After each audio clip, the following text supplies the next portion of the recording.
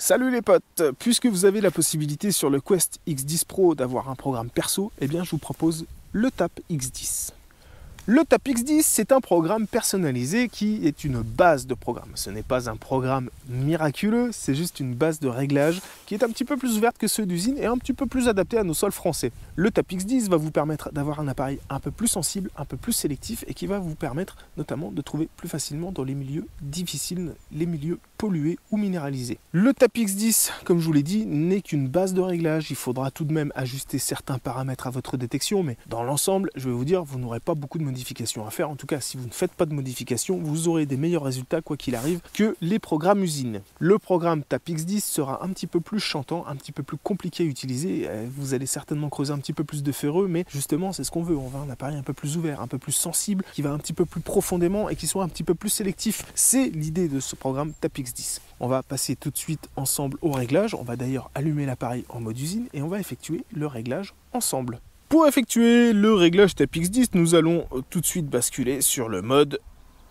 perso. Le mode perso, vous remarquerez qu'il a les mêmes réglages d'usine que le mode Jewelry, qui est déjà un mode un petit peu ouvert. Mais nous, on veut l'ouvrir encore un petit peu plus. On va déjà commencer par la sensibilité. Vous avez vu, je sélectionne ici le réglage de sensibilité, puis avec les touches, je vais monter la sensibilité à 90. On veut un appareil qui soit en limite de stabilité, qui soit très sensible. 90, ça va nous permettre de repousser un petit peu la limite de détection, d'avoir un appareil qui reste stable, mais qui en même temps a des sons beaucoup plus dynamiques, plus puissants, plus francs. Ici la discrimination d'origine, eh bien vous avez vu qu'elle rejette tous les ferreux. Eh bien nous, on va en accepter un petit peu plus. Alors, vous voyez, je fais un petit micmac avec la flèche, je rappuie sur le bouton réglage, j'accepte un carré de discrimination en plus. Le carré de discrimination en plus va nous permettre d'entendre les ferreux. On va pas prendre les tout petits ferreux comme les clous, mais ici on va tout de même nous permettre d'entendre une partie de ces ferreux. Pourquoi on fait ça? Eh bien tout simplement pour entendre les zones ferreuses. En entendant les zones ferreuses et en ayant un affichage de conductivité de certains petits ferreux, ça va nous permettre d'adapter notre façon de détecter à ces zones ferreuses.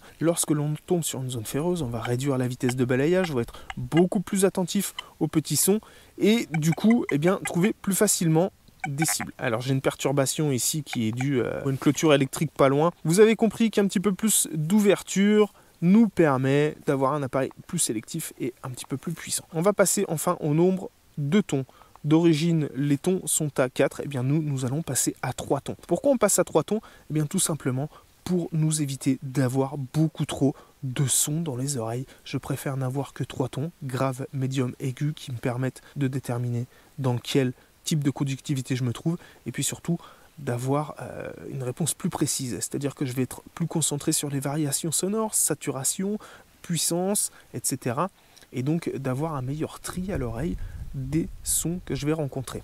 L'avantage du 3 tons, c'est d'être suffisamment précis pour m'éviter de creuser les ferreux, mais surtout de reconnaître efficacement les gros ferreux. Les gros ferreux vont avoir tendance à sonner de manière très aiguë, très saturée, avec des sons très puissants, mais des conductivités très élevées. Et la jauge ici de profondeur souvent se remplit ou alors varie complètement lorsque c'est des gros ferreux. D'ailleurs, quand on a des conductivités qui basculent de haut à bas, ou avec des écarts trop importants de manière régulière, vous avez 99 chances sur 100 pour que ça soit un gros ferreux. Ça nous permet donc ce réglage de trouver un petit peu plus facilement, avoir plus de précision. Le dernier réglage que nous allons effectuer ensemble, c'est l'effet de sol, et l'effet de sol, on va le faire en manuel. On va descendre à 86. Alors, on a quand même un petit peu de précision sur ce réglage. Vous avez vu qu'il faut que j'appuie 3 fois, et c'est le 4e cran que je bascule d'un chiffre à l'autre. Donc ici, je me mets à 86 et pas 86 2 points, je me mets à 86. 86, ça me permet d'avoir un tout petit peu plus d'ouverture dans l'appareil, un petit peu plus de sensibilité et encore une fois de le rendre un petit peu plus sélectif. Alors, je ne vais pas rentrer dans des explications alambiquées, ça ne servira à rien. Contentez-vous de comprendre que 86, c'est bien. Descendez pas en dessous de 82 d'effet de sol de toute manière.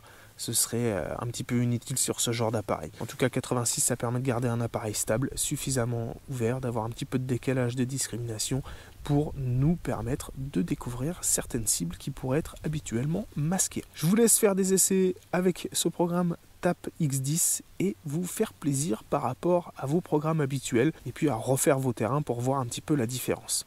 Alors bien sûr, ce TAP X10, c'est pas le programme miraculeux, c'est pas celui qui va changer la phase de vos détections, mais en tout cas, on change un petit peu les qualités de cet appareil Quest X10 Pro en lui permettant d'être un petit peu plus performant. La base de réglage sera un petit peu plus intéressante, un petit peu plus complexe, un petit peu plus sympa à utiliser. En tout cas, si vous voulez approfondir l'appareil, partez déjà sur cette idée de réglage. Ça va rendre la détection un petit peu plus palpitante. Faites des essais, amusez-vous et venez nous dire en commentaire ce que vous en avez pensé. Venez également partager sur ce programme sur la communauté Quest Metal Detector France, dont le lien est dans la description de cette vidéo. Et moi, je vous invite à laisser un pouce bleu sur cette vidéo, à la commenter, bien sûr, à vous abonner à cette chaîne si ce n'est pas déjà fait, et je vous dis à très bientôt pour la prochaine vidéo. Merci de l'avoir suivi. Ciao!